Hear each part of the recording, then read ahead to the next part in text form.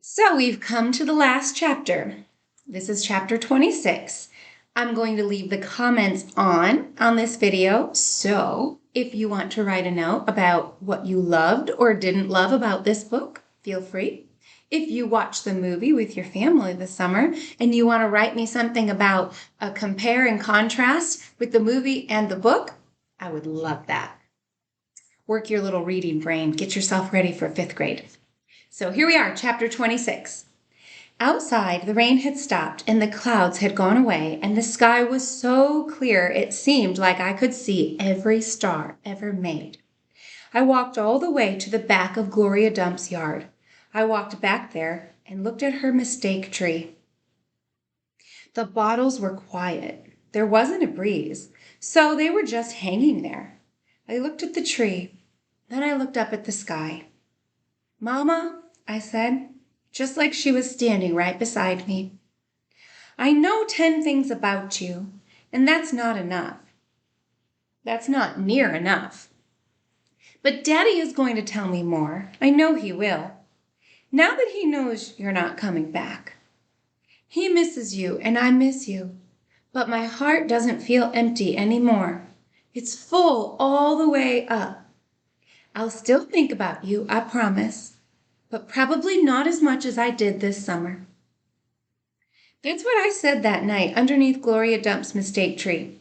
And after I was done saying it, I stood up, staring up at the sky, looking at the constellations and the planets. And then I remembered my own tree, the one Gloria had helped me plant. I hadn't looked at it for a long time. I went crawling around on my hands and knees searching for it. And when I found it, I was surprised at how much it had grown. It was still small. It still looked more like a plant than a tree. But the leaves and the branches felt real strong and good and right. I was down there on my knees when I heard a voice say, "Are you praying?" I looked up. It was Dunlap. "No," I said, "I'm not praying. I'm thinking." He crossed his arms and looked down at me. "What about?" he asked. "All kinds of different things," I said. "Sorry I called you and Stevie bald-headed babies." "That's all right," he said. "Gloria told me to come out here and get you." "I told you she wasn't a witch." "I know it," he said. "I knew it all along. I was just teasing you." "Oh," I said. I looked at him close. It was hard to see him good in the dark. "Ain't you ever going to stand up?" he asked. "Yeah," I said. And then he surprised me. He did something I never in a million years thought a Dewberry boy would do. He held out his hand to help me up. And I took it. I let him pull me to my feet. "I'll race you back to the house," Dunlap said. And he started to run. "Okay," I shouted. "But I'm warning you, I'm fast." We ran, and I beat him. I touched the corner of Gloria Dump's house right before he did. "You shouldn't be running around in the dark," said Amanda. She was standing on the porch looking at us. "You could trip over something." "Aw, Amanda," said Dunlap, and he shook his head.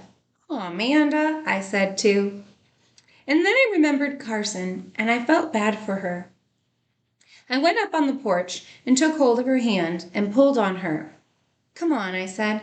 "Let's go inside." "India Opal," Daddy said when me and Amanda and Dunlap walked in. "Are you here to sing some songs with us?" "Yes, sir," I said. "Only I don't know that many songs." "I'll teach you," he said. He smiled at me real big. It was a good thing to see. "That's right," said Gloria Dump. "We will." Sweetie Pie was still sitting on her lap, but her eyes were closed. "Care for a litmus lozenge?" Miss Franny asked, passing me the bowl. "Thank you," I told her. I took a litmus lozenge and unwrapped it and put it in my mouth. "Do you want a pickle?" Otis asked, holding up his big jar of pickles. "Thank you," I said. "Not right now." Dixie came out from underneath Gloria Dump's chair.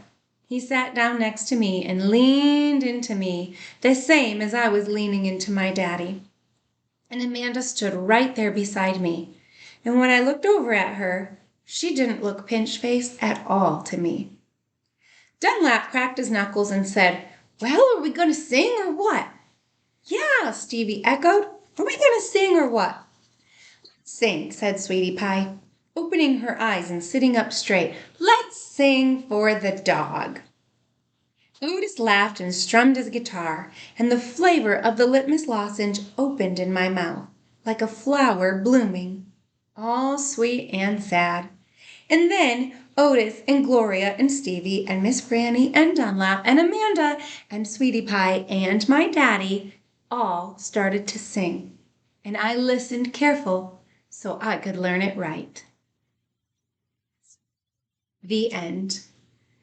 So like I said at the beginning, if you have something to put in the comment box, something that you loved about this book, or something that you think, "I didn't like that part about this book," it's no problem for you to have an opinion about what we read.